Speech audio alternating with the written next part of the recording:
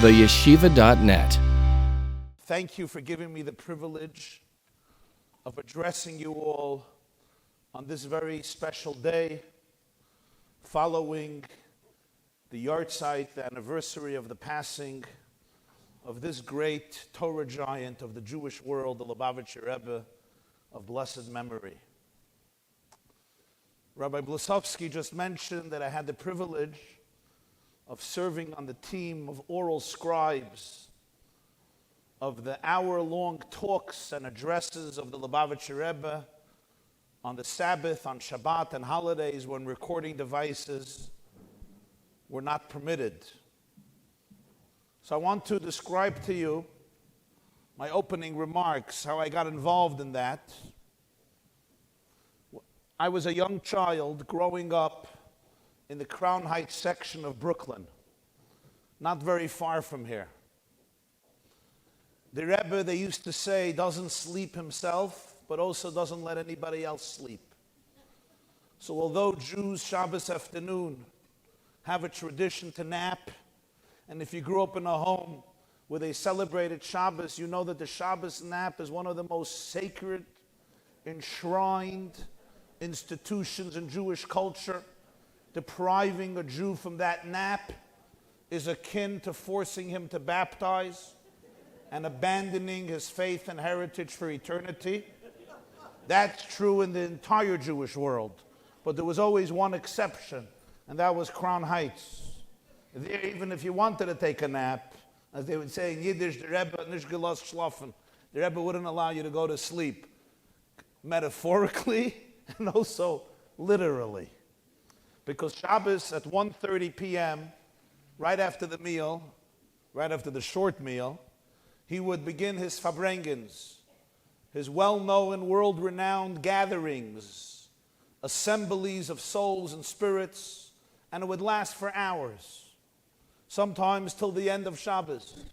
I remember summer afternoons, the Rebbe could go till 7, till 8. Winter often would go literally till the end of Shabbos or close to the end of Shabbos. And it all had to be remembered. My late father would take me every Shabbos afternoon or almost every Shabbos afternoon to these fabrengens, to these gatherings. But I have to confess, I was 6 years old and I found myself quite bored. You see, the Rebbe spoke in Yiddish, long, elaborate, multifaceted, complex, multi-layered. He wove an elegant mosaic and tapestry culling from all disciplines of Jewish thought, from Talmud, Bavli, and Yerushalmi, from Halakha, Maimonides, Kabbalah, mysticism, Hasidic thought, contemporary events, psychology, science, Jewish history, of course, biblical studies, weaving them into an elegant, unified mosaic of the depth of Jewish teachings and its application to the contemporary man or woman. Elegant it was, but for a 6-year-old, it was boring and monotonous. So what did I do? In those days, 770 Eastern Parkway, the Rebbe's synagogue, had many beams, pillars. I would count the beams. But I finished that. So I went on to count the tiles.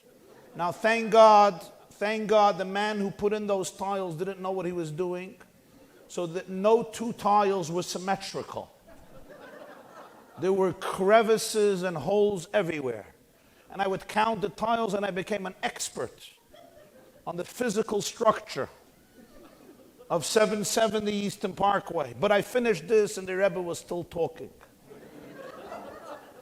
I needed to devise a new scheme of how to entertain myself.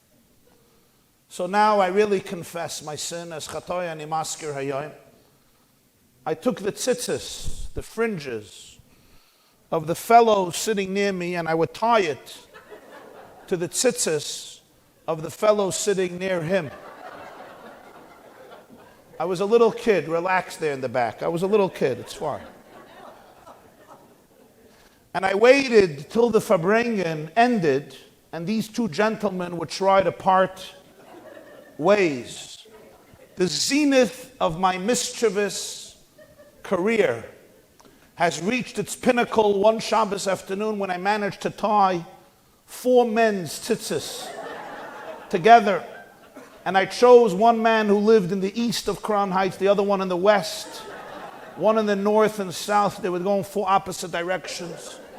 With bated breath, I eagerly anticipated the moment the Lubavitcher Rebbe would culminate and conclude his gatherings, and these 4 men would try to make their way back to their nests, back to their homes, and a world war would break out.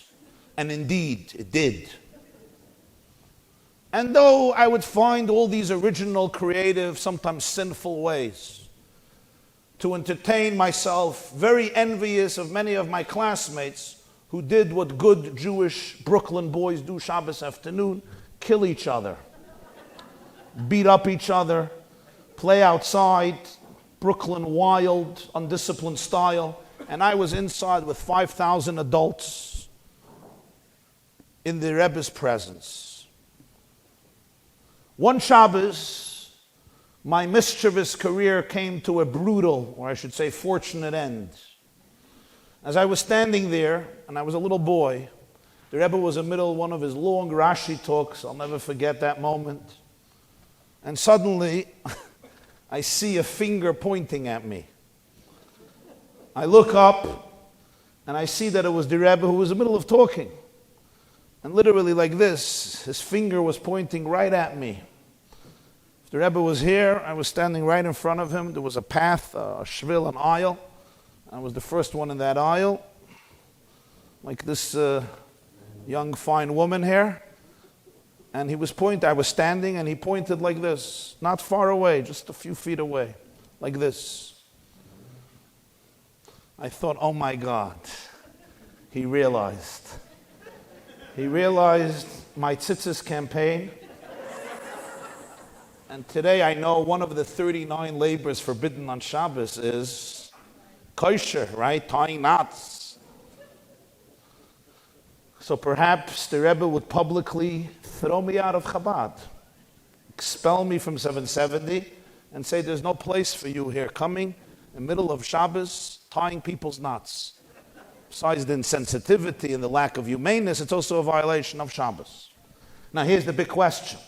When Chabad throws you out, where do you go? I mean, if you're not Jewish enough for Chabad, where do you go? To Satmar? The Turek, I mean, where do you go?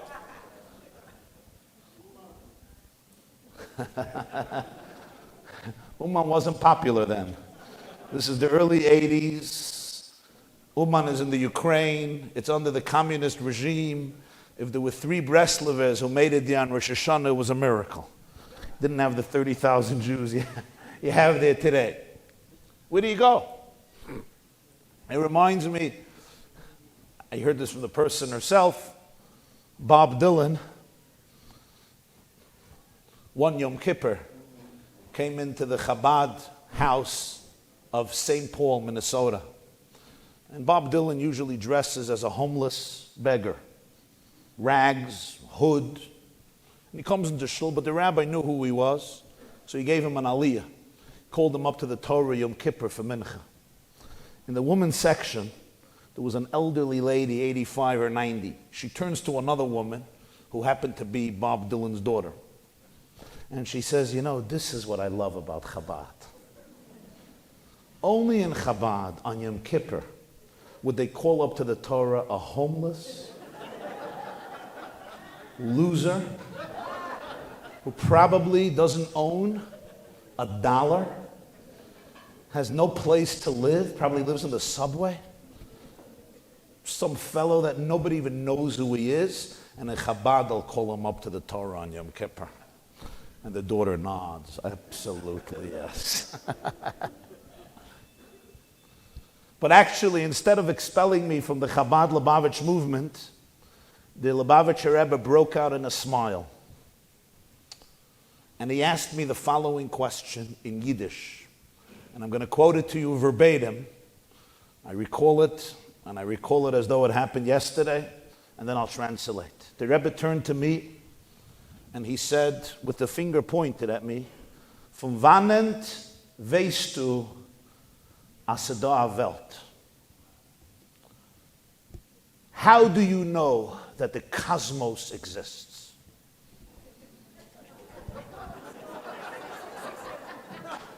A little boychik, a little Brooklyn schmendrick, who liked cheesecake, Danishes, Coca-Cola, of course. It was just when Pac-Man was coming out. You remember Pac-Man? Today, if your kids play Pac-Man, you're like, thank God, right? Pac-Man is already a mitzvah. But then Pac-Man was the great distraction to all learning. Donkey Kong, whatever. You remember those stuff? Donkey Kong? Yeah. How do I know the universe? Ever want to know how I know the universe exists? I don't know. How does anybody know the universe exists? And he stopped and he waited for me to answer. And 5,000 eyes were now looking at me. I turned pale, green, pink, red. I blushed. And all I was thinking was one thought. Lubavitcher Rebbe, why don't you live and let live? I didn't disturb you in your speeches. Why would you disturb me in my tzitzis campaign? I didn't bother you. Why would you bother me? Move your eyes away from me. Continue to talk and let me continue my sacred work.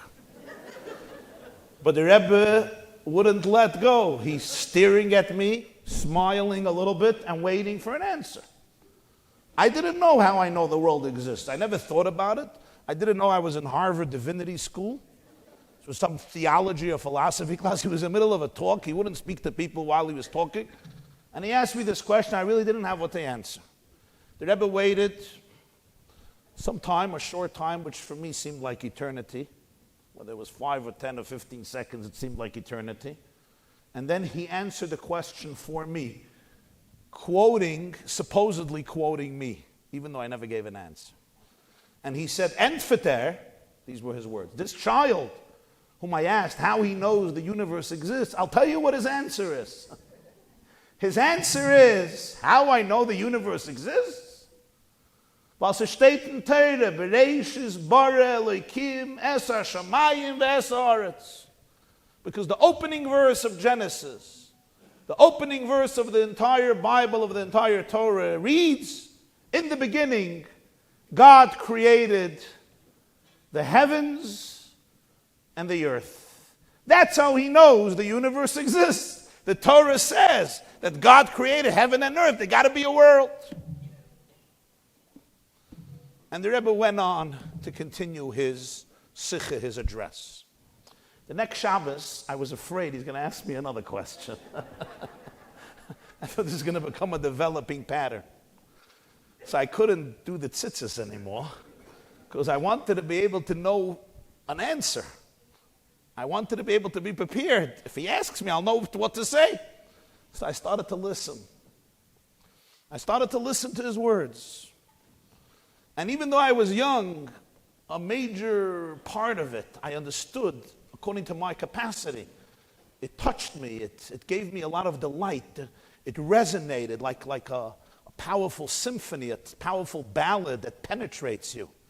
And I found myself transported even for a few minutes, soaring in the extraordinary depth and clarity, emotion, profundity, integrity and truthfulness of his words. He never asked me another question. But in that process, I became hooked, or maybe addicted, an addiction from which I hope never to recover.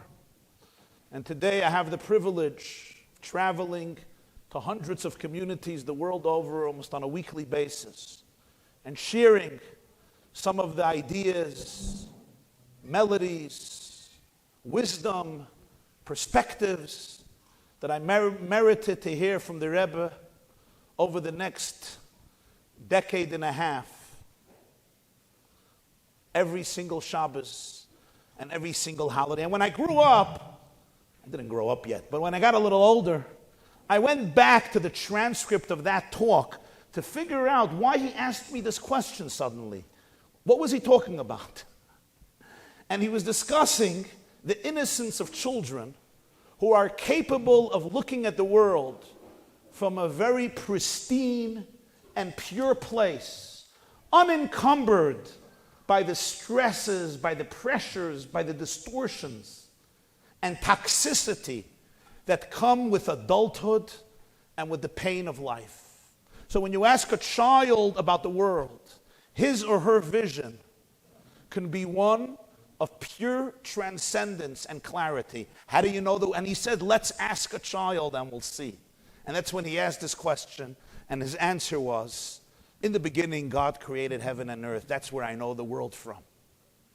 And in many ways, I find it to be almost a personal mission statement for me from this great teacher and mentor of mine, that wherever you travel and whoever you meet, your mission, your job is to be able to help them see, by helping yourself see, that the ultimate truth about reality in the world is Bereshit bara Elohim et hashamayim ve'et haaretz.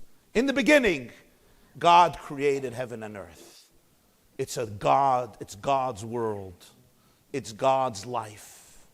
And everyone is an ambassador of that creator, to be a partner in the renovation, in the fixing, and in the healing of this world that was created. They say when Henry Kissinger became the Secretary of State of the U.S., the Prime Minister of Israel, Golda Meir, penned him a note and said, I look forward to a close working relationship with you.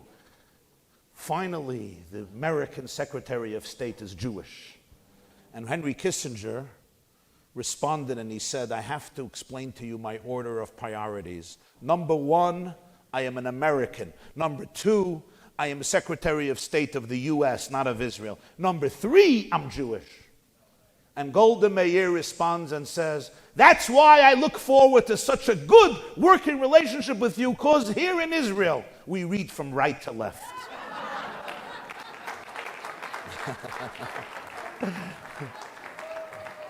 You see, a kluge Frau, huh? Smart lady. As far as I'm concerned, you're Jewish, you're American, etc. You're Jewish first. In everything in life, I can look at it from the left to right, from the right to left. And one of the great ideas, central ideas of the Rebbe is that in every situation, I should be able to go back to Genesis 1:1 and ask the question, what does this situation mean to me from the perspective of Bereshis bara Elohim es hashamayim v'haaretz, from the perspective of the divine creator who has conceived me in love.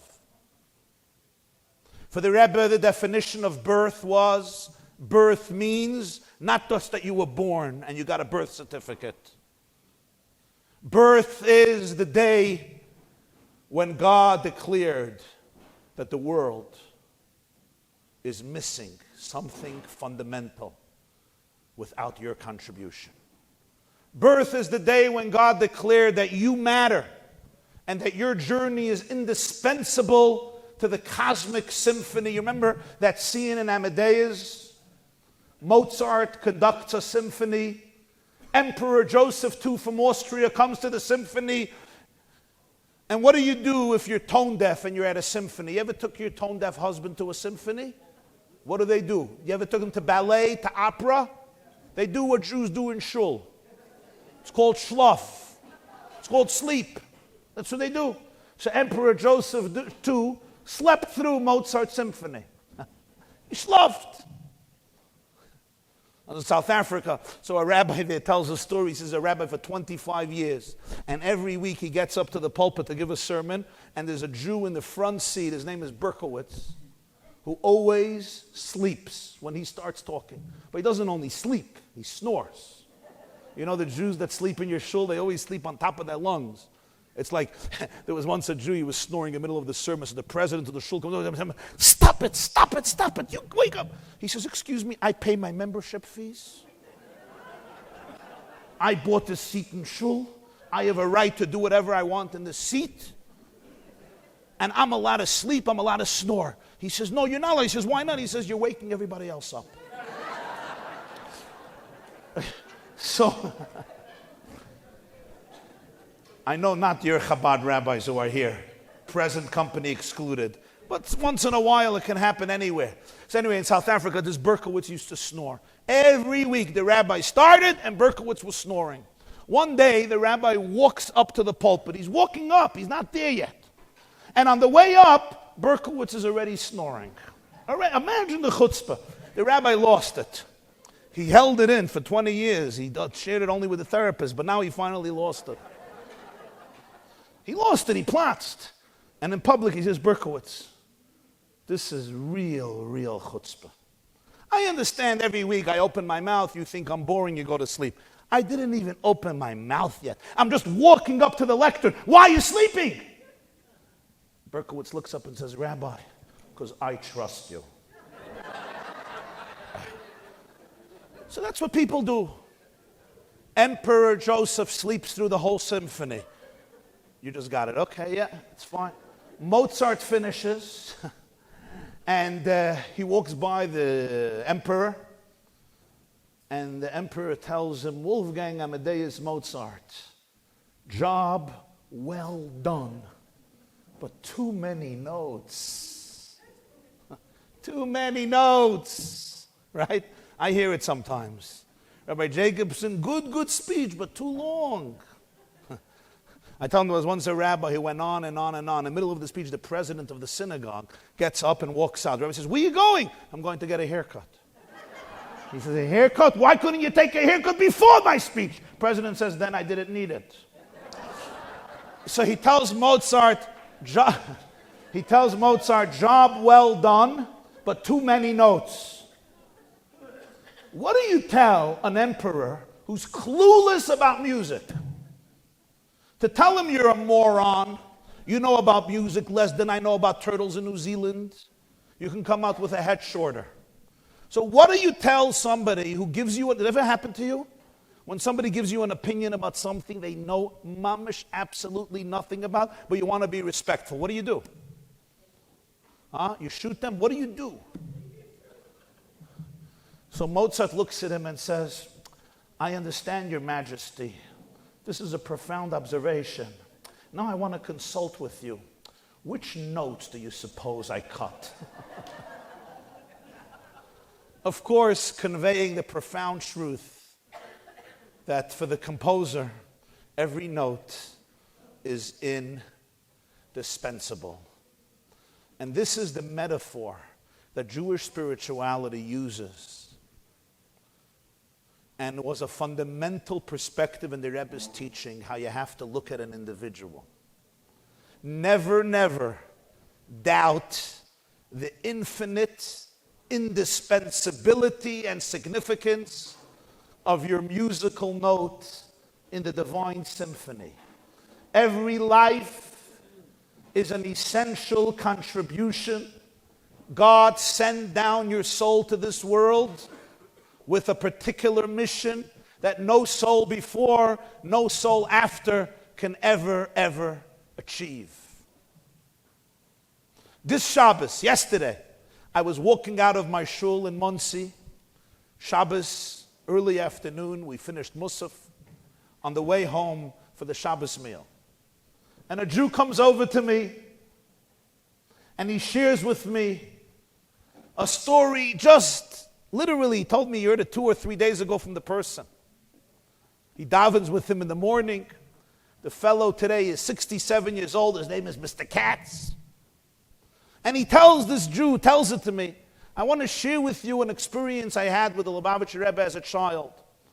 I'm not a Chabad chassid, I'm not a follower of Chabad, I'm not a member of a Chabad shul, I'm not affiliated with a Chabad family, but I just had this personal experience. He lived in the Crown Heights section of Brooklyn, on New York Avenue, corner President Street in Brooklyn. This was not far from the Rebbe's home on President Street. The Lubavitcher Rebbe used to walk Shabbos morning to shul, to synagogue, at approximately 10 to 8 in the morning. He would leave his home at 10 to 8, and he would come to the shul approximately 8 o'clock in the morning. Every Shabbos, the Rebbe walked himself privately with no entourage. He was generally a person without shtick. He didn't like entourages. He was by nature, the Rebbe was an extremely private person. It was hard to find such a private person. His entire public stature was something that was difficult for him. It was not easy for the Rebbe. I've always seen that. And Mr. Katz says, as a child, the Rebbe would come out. I would always come to his house, stand outside, to wish him a good Shabbos. And he would come down his steps, and we had our weekly exchange that was very meaningful for me. I would tell the Rebbe good Shabbos. Nobody was there. He would tell me good Shabbos. One Shabbos, I'm there, and the Rebbe comes down, and I tell him good Shabbos. And at that point, there were yeshiva students who started to escort the Rebbe for security from a distance.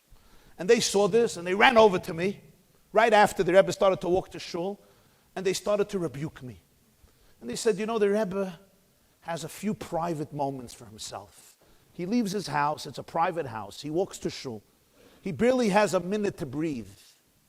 Receives hundreds of letters a day. You really have to interfere him and interrupt him even now? What are you mixing him? What are you standing here? Let him leave his home and go to shul in peace. Stop bothering him. Stop coming here. This is a private place. Nobody's supposed to be here. Let him just go to shul in peace and stop bothering him. Mr. Katz is looking at them. They were really adamant. They felt that they were the custodians of the Rebbe. And suddenly he sees the Rebbe turned around, walking back to the direction of his home, and he walks over to this boy, Mr. Katz. And he says, what did these boys just tell you? I heard they told you something. He said, oh, they chastised me for bothering you. They said, I'm bothering you. You have a few private moments, and I'm disturbing you, and I'm interrupting you, and I shouldn't come here. You come down the steps of your home. I should let you walk to shul in peace and not tell you good Shabbos. And the Rebbe looked at the two boys, and he said, Ich bete euch sich nicht reinmischen in my nasak. And I ask you, don't mix into my life. And don't tell anybody what I do like and what I don't like, because you know nothing about what I like and what I don't like. It's really none of your business. And he turns to Katz, the boy, and he says, I do want you to continue and come tell me good Shabbos. It's a privilege for me to receive a blessing from you every Shabbos. It's a privilege for me to get a good Shabbos from you and to give you back a good Shabbos. I enjoy it. It means something to me. Come back, Shabbos. Okay. I felt good. And the Rebbe walked to shul, and I went back my ways. And the boys, you know, they felt, as you would say, like geklapped a rabbi, you know, when you bang their shayna. Whatever, it was what it was, and life moved on. So the next Shabbos, the Rebbe told me to come back. I came back, and I saw that the Rebbe was waiting for me. The next Shabbos, he came out early, and he was waiting for me. And he says it's been close to 60 years since it happened, and the story still warms my heart today.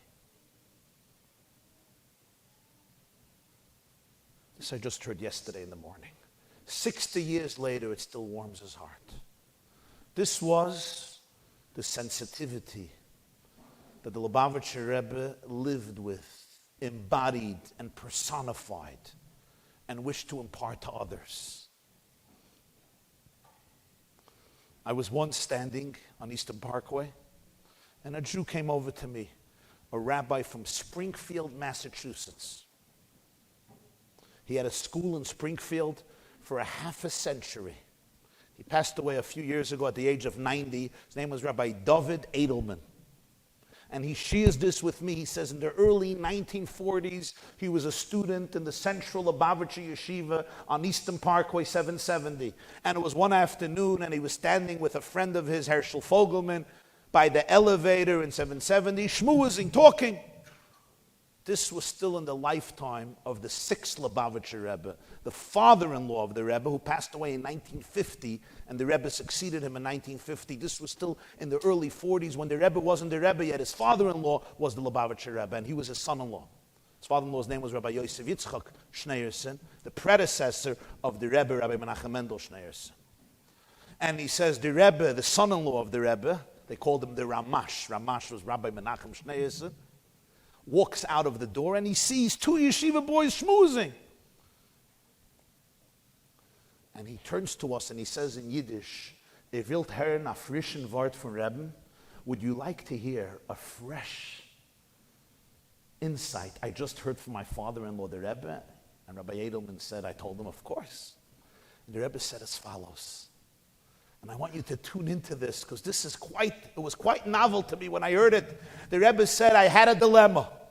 And the dilemma was into Shul, into 770 in the early 40s, there walk in many types of Jews. Some Jews are very religious, very observant, very loyal to Yiddishkeit, to Judaism, to Torah, to mitzvahs. But some Jews walk in here, and when they cross the Atlantic Ocean, it's those Jews who threw the tefillin into the Atlantic, so to speak.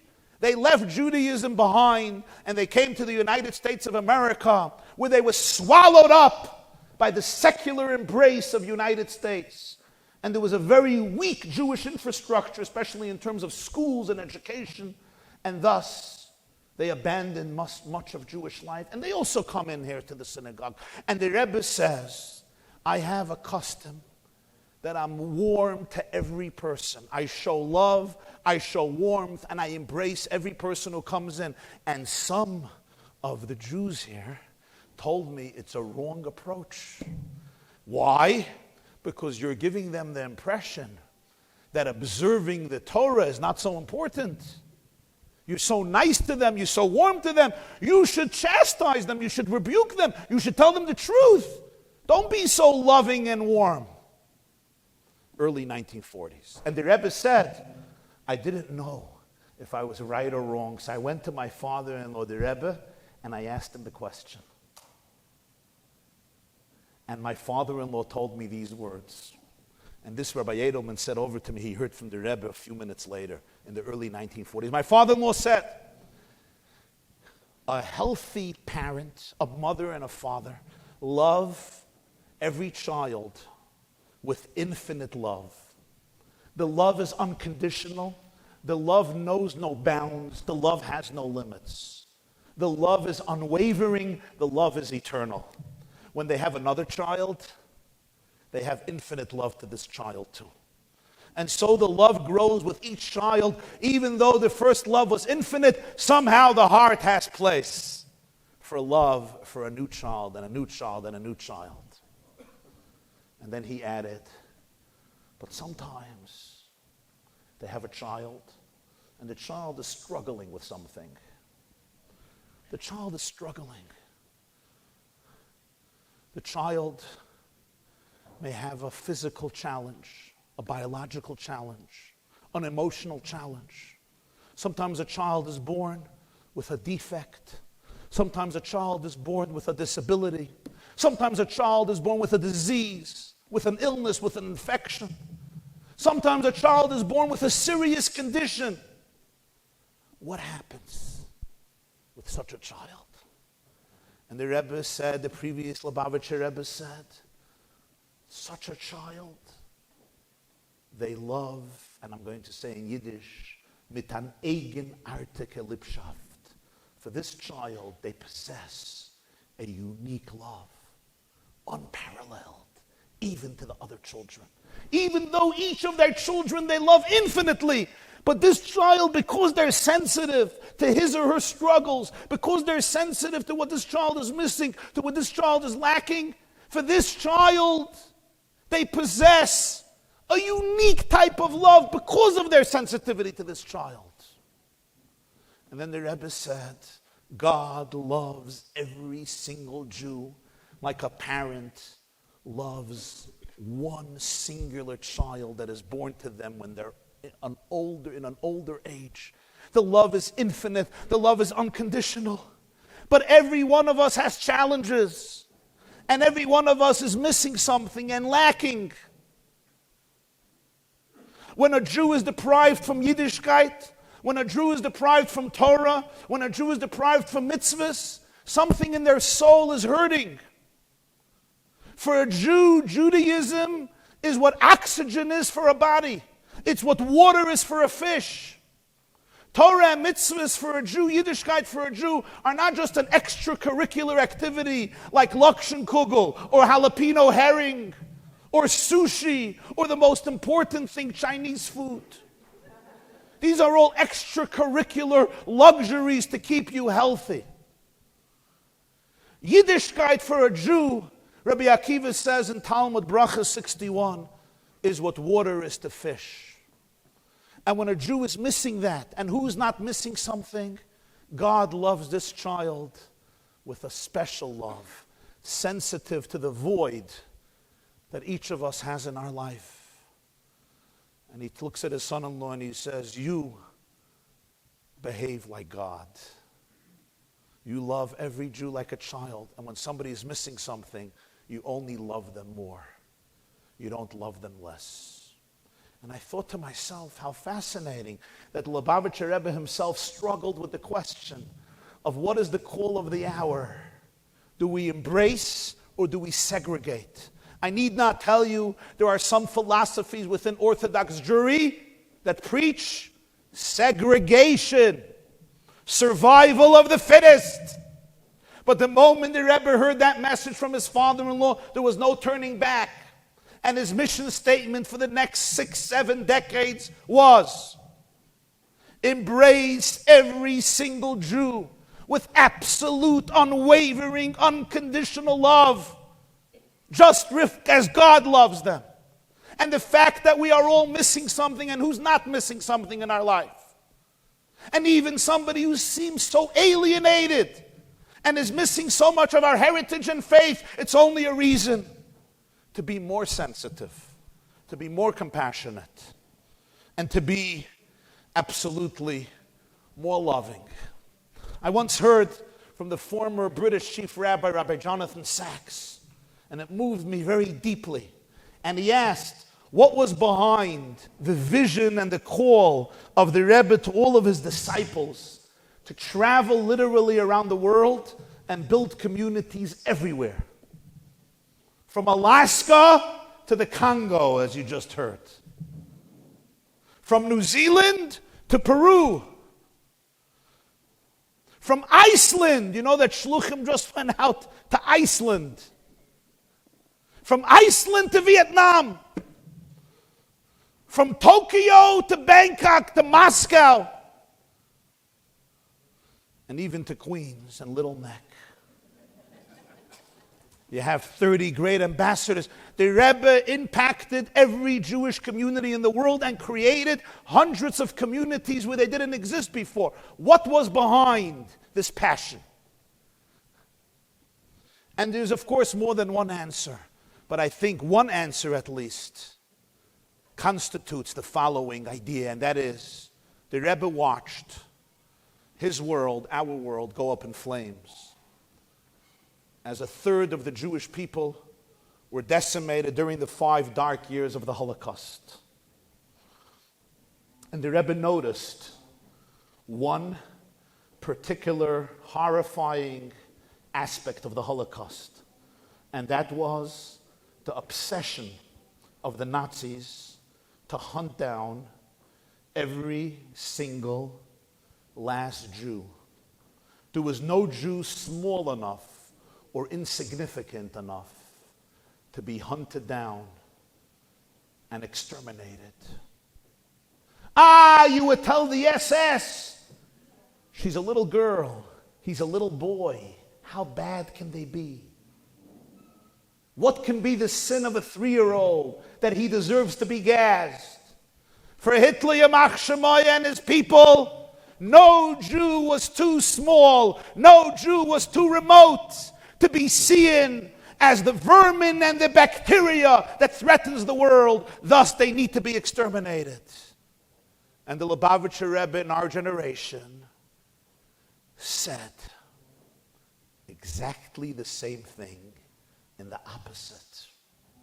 And he said, if no Jew was too far or too small for Hitler to be hunted down in hate, then our mission post-Holocaust generation must be to hunt down every last Jew in love. And never to say, this Jew is too far, too lost, too remote, too small, too secular, too left-wing, too right-wing, too insignificant, too petty, too uninterested, that we can afford to ignore them.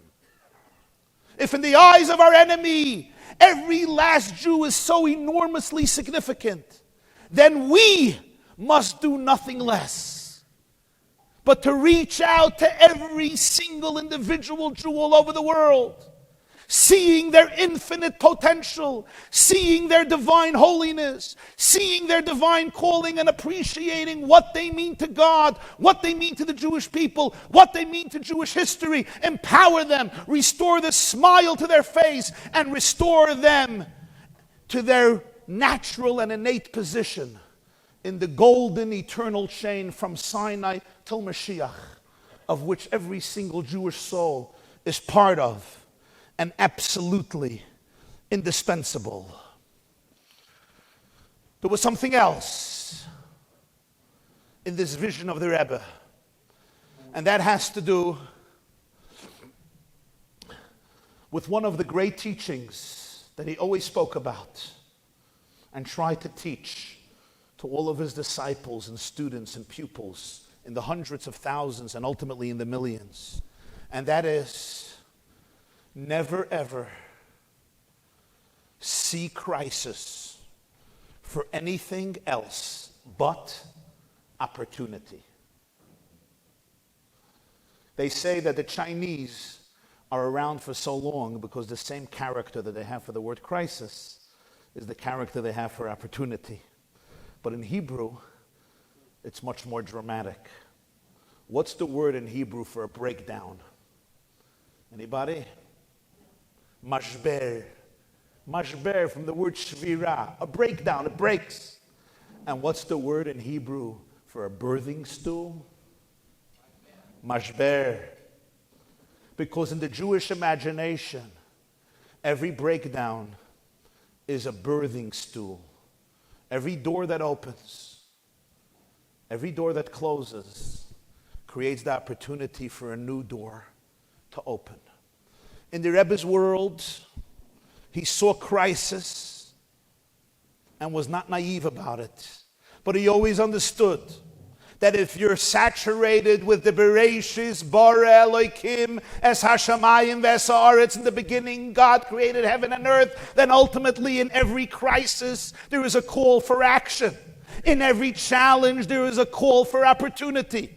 In every breakdown there is an invitation for rejuvenation, for regrowth, for rebirth, for reevaluation. And whenever we confront a dilemma in our life that makes us feel stuck, alienated, disillusioned, despondent, and rejected, we could look at it in two ways. We could say, my life just was devastated, or these are the pangs that precede a new birth. I remember when the Rebbe once spoke, there was this time, this season, and he asked that Halakha question. How was God allowed to destroy the first two temples in Jerusalem? There's a Jewish law, you're not allowed to burn down a synagogue. How can God send Nebuchadnezzar to destroy the temple? As he says in the Tanakh, God is bound by the mitzvot. How can he burn down the temple? And you know what his answer was? You're allowed to destroy a synagogue under one condition, and that is, if you're going to rebuild it in the same place, because then demolition is the beginning of renovation. If I come to your home and I see they're breaking down your kitchen, and I say, what are you doing? They're destroying your home. You say, no, they're expanding my home. But in order to expand my home, you got to break down the walls. If not, there's no space for a new home. So here's the question in life. You get married. You're on your honeymoon. Life is great. And then a few years down the line, there's cracks everywhere. And suddenly your marriage is facing a crisis. Your relationships are facing a very difficult moment. You're filled with fear. You're filled with anxiety. You don't know where to go. That which you trusted so much, you invested your soul in your marriage and your relationship, and it's crumbling in front of your face. Please give her my regards.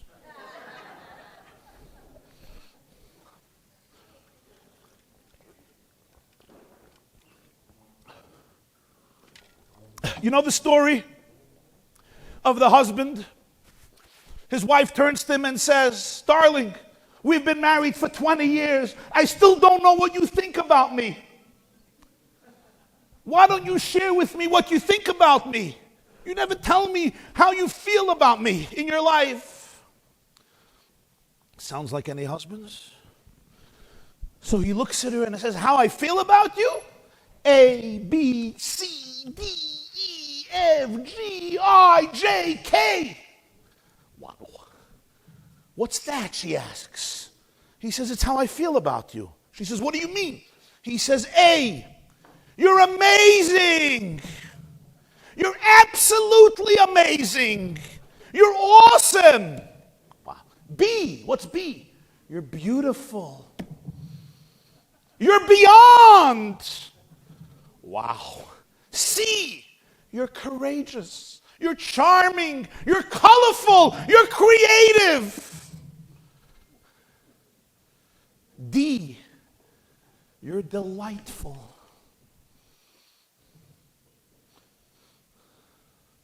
Wow. E, you're extraordinary. F, you're fantastic. You're fabulous. Her heart is now completely melted in love. G, you're gorgeous. You're great. Wow. H, you're hilarious and you're honorable.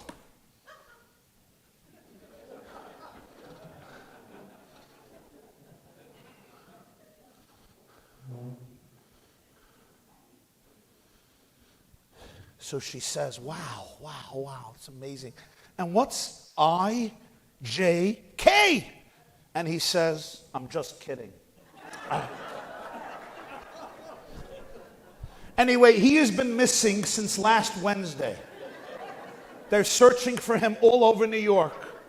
So if you meet a guy somewhere in the street who looks verhakt, if you could report him.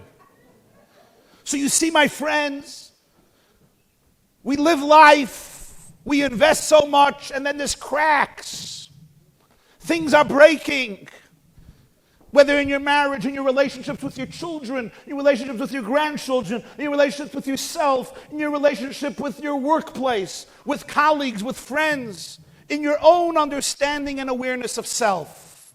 Your holy temple is crumbling. What do you do at such a moment? What is your calling at such a moment? There's two ways of looking at it. One is you allow yourself to become despondent, dejected, as you experience despair. The Rebbe said, no. All renovation begins with demolition. Demolition is not the fun part of renovation. Any of you ever did renovation? You know what I'm talking about. There is construction and there's demolition.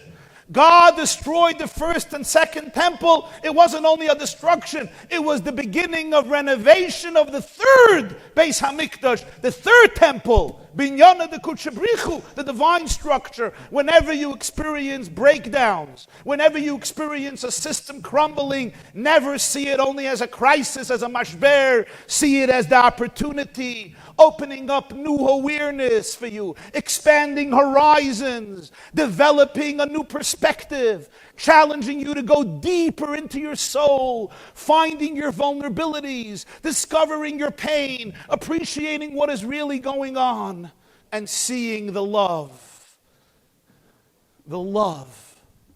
that is behind the new birth for which God is giving you an opportunity.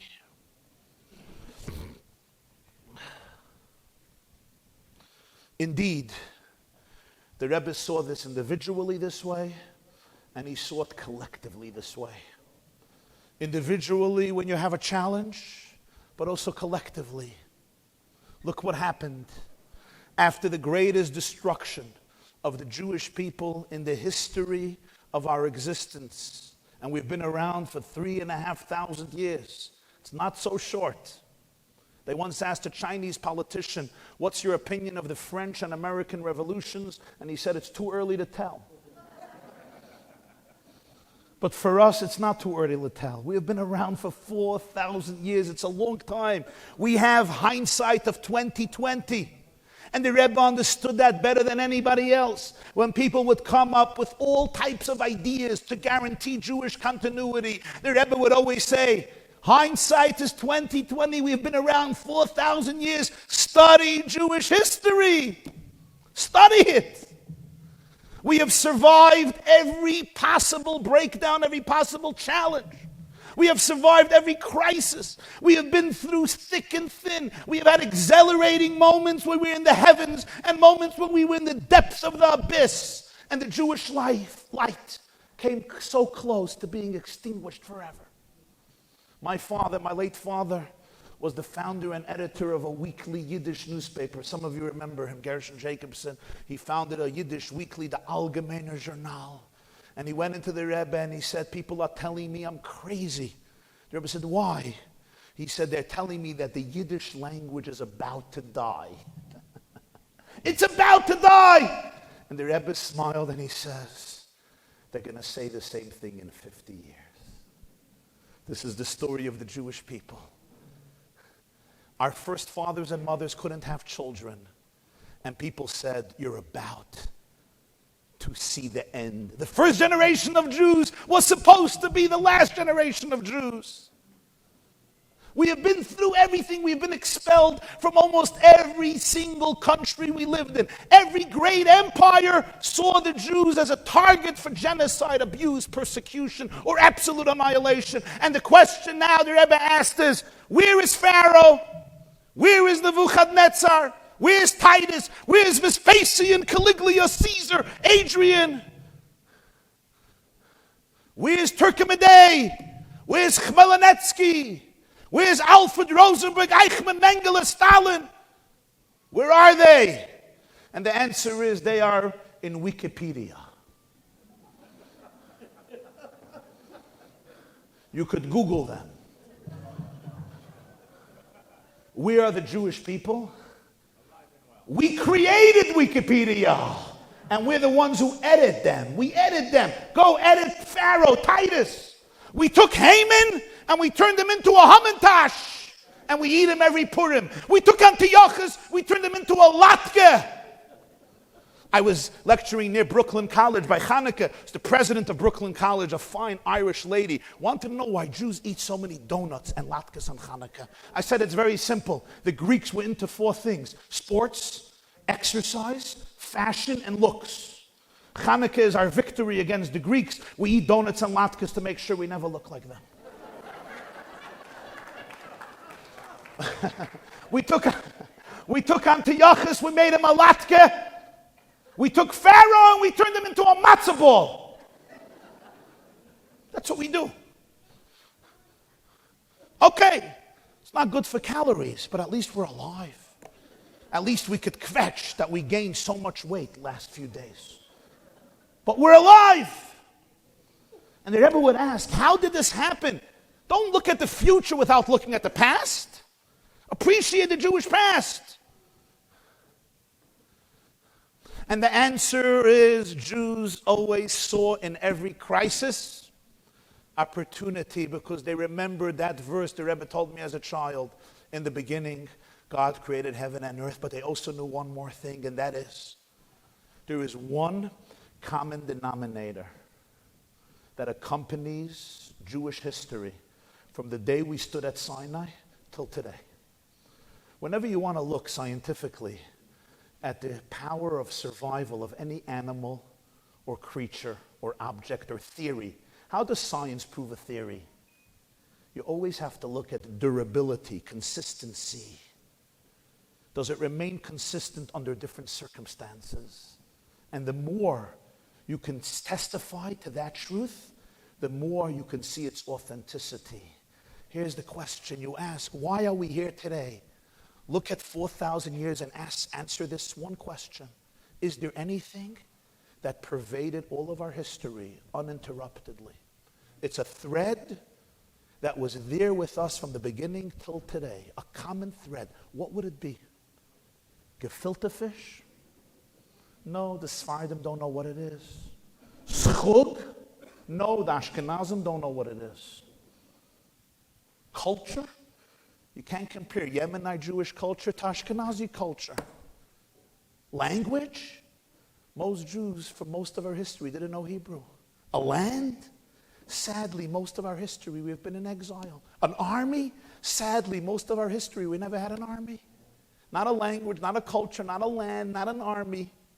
Is there one thing that stayed with the Jewish people for 4,000 years, every single day, 365 days a year for the last 4 millennia? And what is it?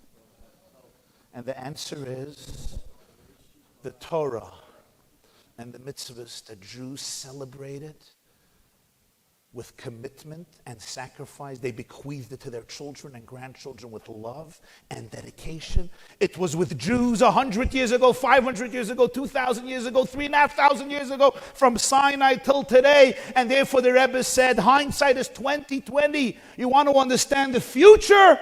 Always look at the past. And Jews knew as long as they have the Torah and mitzvahs, they have God with them. And Bereshit bara, God created the world, and therefore God is indestructible. If we remain connected to God, the Jewish people are indestructible.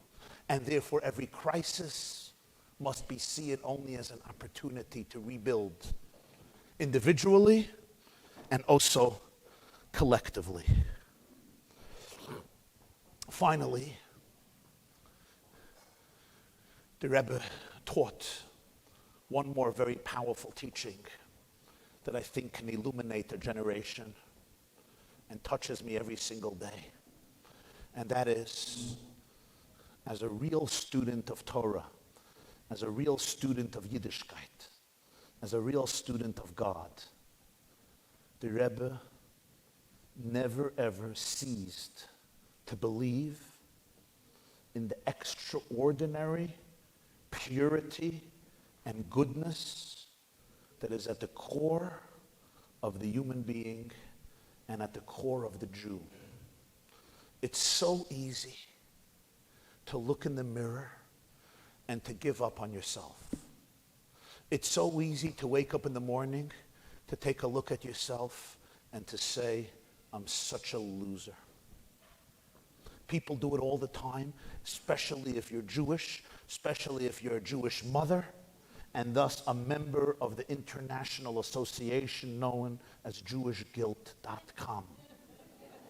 Somebody asked me, what's the definition of a Jew? And I said, if he doesn't feel guilty, he blames himself.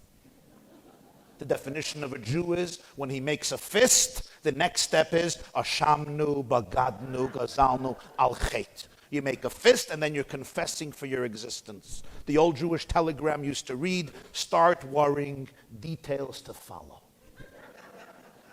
And there's always excuses for it, no question. Jews are a restless people. The anxiety in the Jewish world is extraordinary. You would think today people have prosperity that your great-great-grandmother didn't dream about. You open a refrigerator, there's food.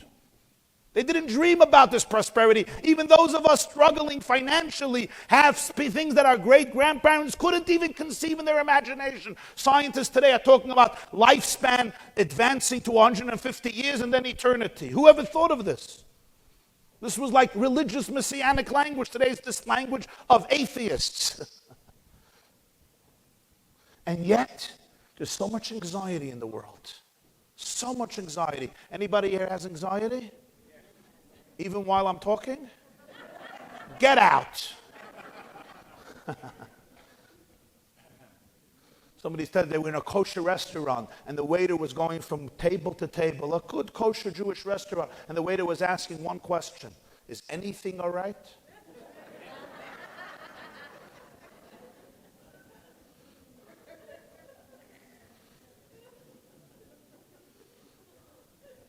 How do you deal with this fear?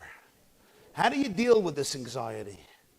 How do you deal with the voices in you that always want to denigrate you. They get you angry. They get you frustrated. They get you annoyed. And the Rebbe taught two tremendous lessons that I think psychology is slowly catching up on. Lesson number one is, never ever doubt your internal relationship with God and therefore your infinite power to rejuvenate yourself. He loved quoting the Tanya that every soul of every Jew is a chelik Eloka mimal mamish, is a piece of God. God is indestructible, your soul is indestructible. God doesn't need validation, your soul doesn't need validation. God cannot be a victim to trauma, you're also not a victim to trauma or abuse. And even those people who went through difficult things in their life, sometimes abuse, trauma, and other experiences that break so many people down, the Rebbe said, your core self is indestructible because it's a fragment of the Creator. It's a fragment of God. It's a fragment of eternity. And therefore it always remains wholesome, powerful, competent, optimistic, hopeful, promising, and perfect. Just like its Creator. Never ever doubt that core goodness in yourself, in your children, in your loved ones. And if you see it in them, they will be able to see it in themselves. But this is not always easy because there are voices in us that want to distract us. This requires prayer, introspection, meditation, learning Torah, connecting to this truth. But one more thing comes with it. And this was the Rebbe's great endearing explanation to that biblical moment when Moses saw that the Jews created the golden calf. And what did he do? He broke the tablets. Why did he break the tablets? If the Jews weren't deserving of the tablets, he should have returned it to God. I would have sold it on eBay. Put it in a safe. Hide it. Imagine you buy your wife for the 25th anniversary a tennis bracelet that's worth $17,000. Any of you have done it? You should think about it. You come home and she gives you the attitude of the century. You destroy it? Get back your money. Why would Moses break the tablets? They don't deserve it. They worship the golden calf.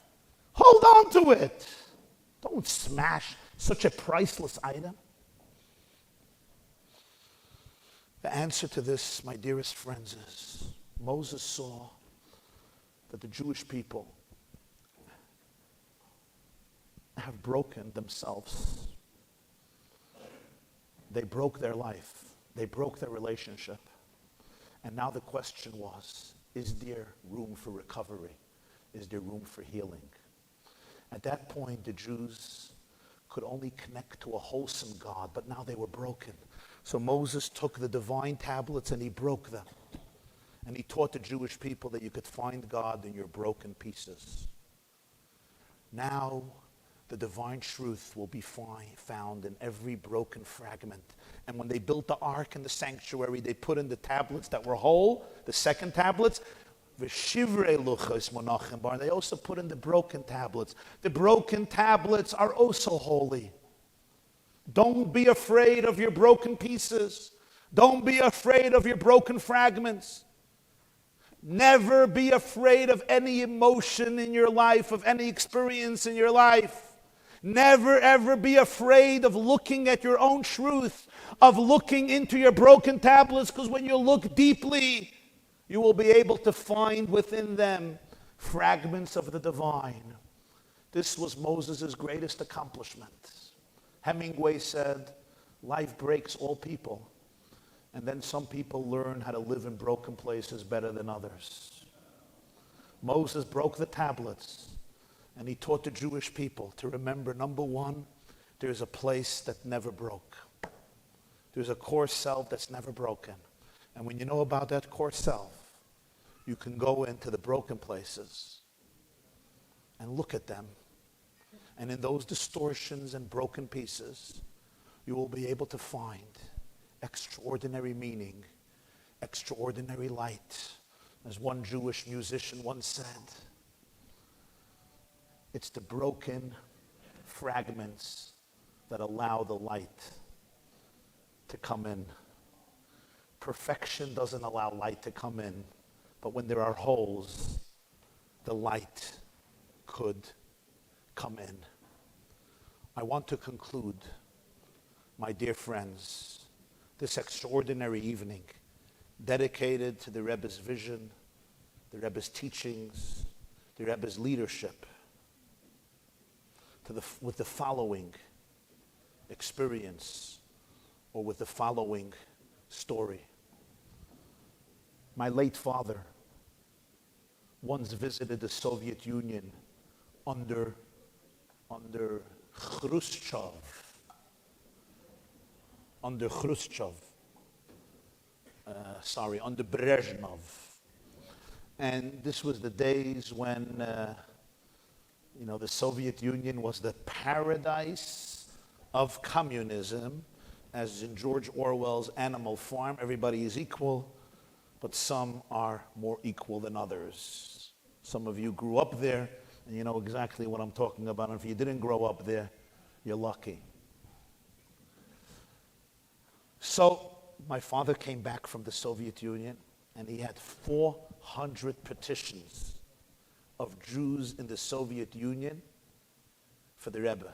Now you have to understand, this is a whole part of the Rebbe that almost nobody knows about, including in Chabad. For close to 70 years, the Chabad Rebbes were the leaders of an underground, intricate network of Jewish life and Jewish education in Stalin, Khrushchev, and Brezhnev's Russia. It was illegal.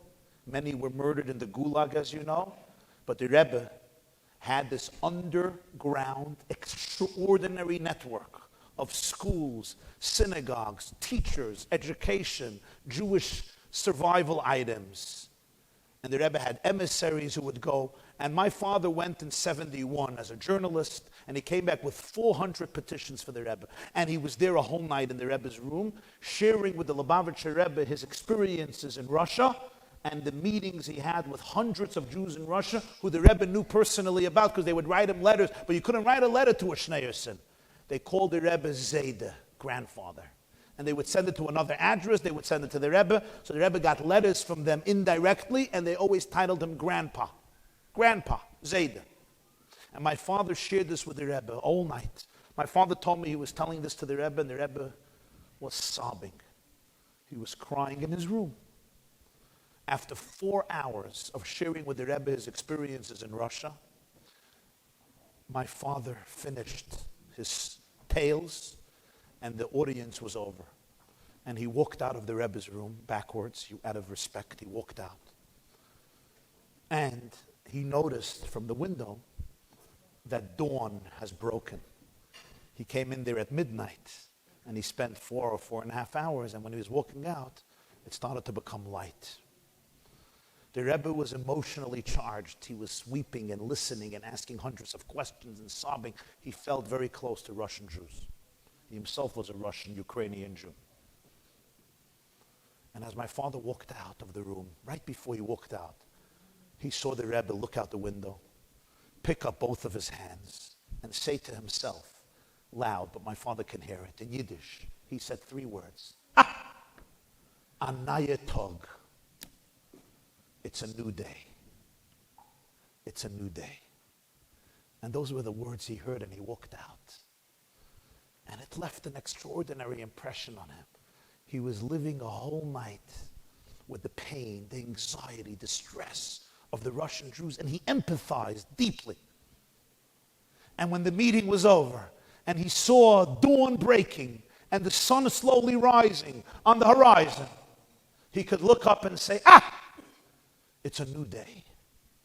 A new day meant new opportunities, new energy. We say in the prayers of the morning, God renews creation every single day. A new energy, a new potential, a new perspective, a new way of looking at things. This was a man who never got stuck. We so often get stuck. We tell ourselves, this is the way it was, this is the way it's going to be. You don't know my husband. This is just who he is. It all comes back from his mother. His mother didn't know how to express emotions. He doesn't know how to express emotions. He's emotionally constipated. And his father is a codependent schmata. What do you want me to do? If you would only know my wife, I don't mean to pick on men. I could pick on the women also. If you would only know my wife, yeah. We get stuck. This is who my child is. This is who my spouse is. And the worst, this is who I am. For the Rebbe, that didn't exist. He just did not see the world that way. He believed, as modern physics teaches us, that consciousness is not a derivative of matter. Matter is a derivative of consciousness. Matter exists in our consciousness. It's our consciousness that creates matter. It's our consciousness that creates the world around us. It's our attitudes that define the world around us, not only on a spiritual level, even on a subatomic level. And thus it trickles down even to the level of reality that we perceive with our naked eyes. And thus, my dear friends, I bless all of you and all of us that we should be able to look at our lives and say those three words. Anaya tug. A new day, a new horizon, a new energy, a new opportunity. And take some of the powerful lessons and teachings of this great leader and teacher, one of God's greatest gifts to the Jewish people in the post-Auschwitz era. The Holocaust represented the deepest concealment. And after that, God gave the Jewish people a few gifts. One of them was Israel. Another one was the Lubavitcher Rebbe. It was a gift to the Jewish people to raise, to lift, to empower, to invigorate, to infuse hope and meaning in every Jew individually and in the journey of the Jewish people collectively. The Rebbe reframed Jewish history from a tale of woe to a tale of hope, from a tale of despondency, rejection, segregation, and victimhood, to a tale of promise, destiny, joy, and redemption. Thank you very much. Thank you. Thank you. Tzlacha. Thank you. This class is brought to you by theyeshiva.net. Please help us continue the classes. Make even a small contribution at www.theyeshiva.net/donate.